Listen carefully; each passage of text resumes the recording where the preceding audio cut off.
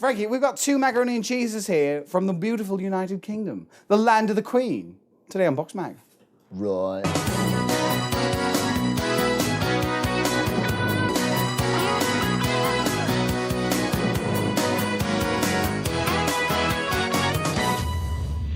We've got macaroni and cheeses sent to us from the United Kingdom by Mr. M. Toothman. Yeah. Matthew Toothman, right? Matt Toothman. And he's from Lancashire. I think it's enough to do a series of shows. A tour of the UK. Hello, Frankie. Alright. I'm really enjoying the video series. Good. I love mac and cheese, but since I moved to the UK from the US, I guess this would be in a United States accent. Yeah. Then.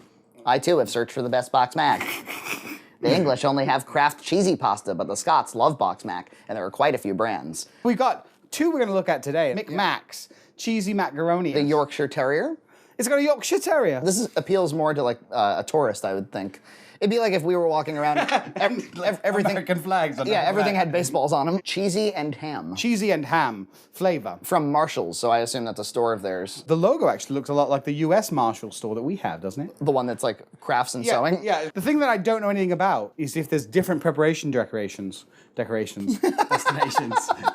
I like this one because it tells me to prepare it on the hob. You got to cook this for 4 minutes. The pasta for 4 minutes. That's such a short amount of time. Just like we saw in some other countries, we get a little baggie, a little sachet of pasta.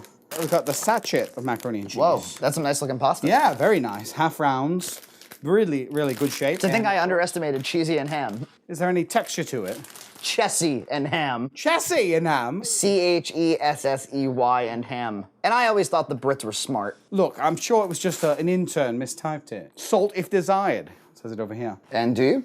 Oh, I do desire. John, what are your favorite British things? Downton Abbey, obviously. Victorian era, you know, the great manor houses and all that.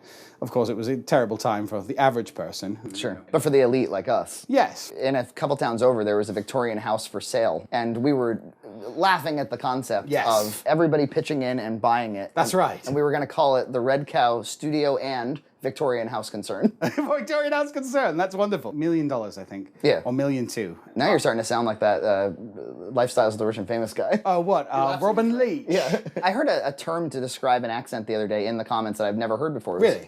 Brogue. Brogue. B-R-O-G-U-E. A strong outdoor shoe with ornamental perforated patterns in the left. Oh, okay. No.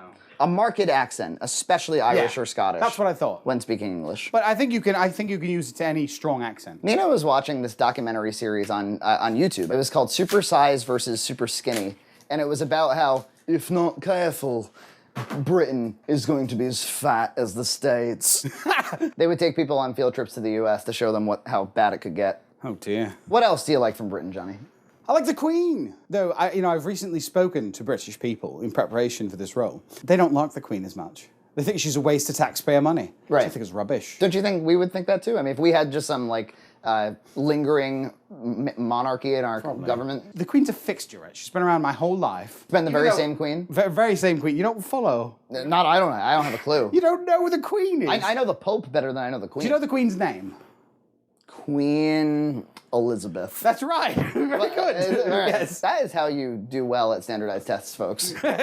What? Did you know that she's also the Queen of other places, too? She's the Queen of Canada and of Australia. Really? Yeah. And sure, you're our queen, too. Yeah. As you know, I was in Australia. Yeah. I didn't see, like, giant posters of her anywhere. No. I mean, it's not like the UK. Constant trumpets. In a plant like this, when there is a typo, is it repeated over and over and over again? I'm sure there's a million boxes. It's probably, nobody even cares. Stop printing those packets. Stop the presses. There's a web series called BoxMac, and they're gonna talk about it, and I don't want to be a laughing stock. There was a guy that I used to work with that had a really thick UK accent. He had this verbal tick within that there.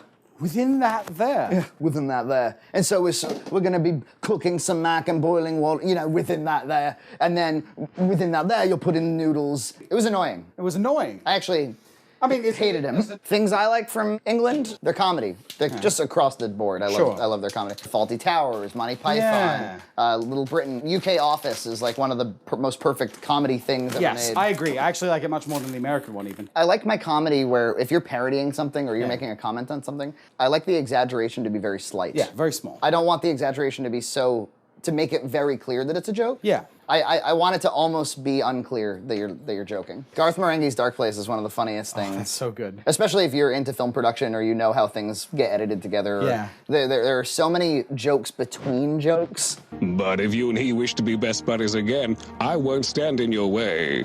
Do you watch any British dramas or anything? I do. No, I couldn't be less interested, honestly. Really? I really like the first season of Broadchurch anyway. Or Vera? No, you don't know any of these. I could give a crap about Doctor Who. I'll tell you what, though, I haven't even seen 1 second of it. There's something about it that I'm like, there's no way I'll like it. Yeah. No way. Well, I actually did give an episode a try, and I thought it was way too zany, over the top. Why do you think people like that stuff so much? I don't know. I mean, lots of people do. I mean, to be fair, I like Ninja Turtles, Yeah. I mean, there's a big difference between Ninja Turtles and...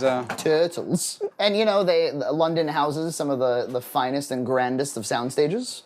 Oh, yeah. Great deal of Star Wars was shot. Really? I didn't know that. It says between 5 and 6 tablespoons of milk. What do they want me to do? Get somewhere in between there. You've seen the In-Betweeners. Oh, noodle. Oh, noodle.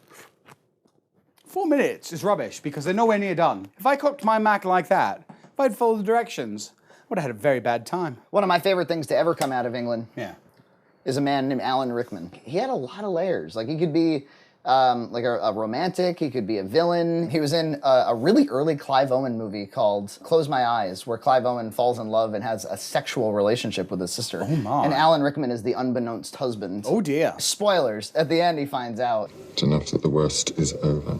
You think so? It's over. It's over. He actually says it's over, which is funny because in one of the Harry Potter trailers, and I don't think it even made it into the final cut of the movie, it's one of those trailers where the action is mounting and the sound effects are all climbing, and then it cuts to Snape and he goes, It's over. it's over. When he died, It was over. what did I... Yeah. Oh, it's so sad. What's up with this? Why is everyone dying? Mac and cheese, probably. Is it our fault? Yeah, I see in the comments, people are like, I haven't been eating mac and cheese since I was a kid, now I'm eating it every week. So we could, I hope we're not contributing to obesity. At only 1,000 to 2,000 views a week, I don't think so. But, to those families that we're killing. This is that British humor, that darkness that I was talking about earlier. Ooh, oh, England, where have you gone? You cooked for 4 minutes. And now I'm so forlorn. And you're not at all done. Yes. Oh, England, oh, England, one of you Scottish. I did actually start working on some lyrics for Oh Noodle, if you're following the Oh Noodle saga. It's a very slow saga. It's pretty slow. I like these noodles a lot. Yeah, nice, big and meaty. It kind of reminds me of the Oh, look at that. It's really nice. the Wegman noodles. This is just a very basic noodle. We're trying to respond to the feedback that we don't get enough close-ups, Johnny. When you only have 1,000 viewers, like one person's nasty comment really... Yeah, really, drives it home. You stare at the ceiling at night. I thought I had enough close-ups. Even these small ones have cooked up very nice. Certainly larger than Kraft. Right. And what charming underclothes you both have. There's a bit of a weird smell in the air, is there? It smells something unusual. It's just me. It smells like noodles. It smells a little like alcohol to me. Alcohol? Oh, look at those noodles. They're so beefy. I love it. And this is the ham one. We're going to have a little ham flavored. I'm down with that. I diced ham and some mac. Oh, that's a great dish. No evidence of ham. Right. No dried ham bits. No, it's like those Jelly Bellies that taste like popcorn. Yeah. Just mystery flavor. This is mixing up like a white cheddar mac. As we learned from the Fancy Pants mac, there's no law that says that it has to be orange, Daniel. I smell the ham. Do you smell the ham? I do.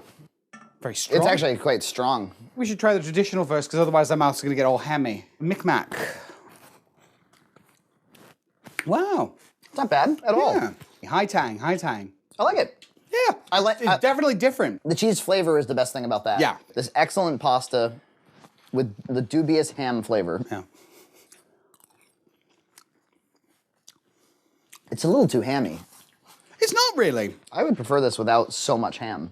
It's a very authentic ham flavor, though, would you say? It tastes like ham. Why not just let me put ham in it? I guess, but look how much less work this was than cooking whole ham. Yeah. The pasta is excellent. Yeah. Just as expected. Yeah, it doesn't really taste much of cheese because the ham is so strong. The ham, that's my issues. The ham is actually overpowering the cheese. I think I prefer the other one. Yeah, I think if you wanted macaroni and cheese, this isn't really macaroni and cheese. This feels like you're eating ham. And it's very good ham pasta, let me be clear. No issues with either of these Macs. No, they're really good. I'm so pleased. I'm so looking forward to the next one around. We've only gotten through a little bit of England at this point. Yeah, coming up next on BoxMac. My God, it's so bloody sweaty. Oh.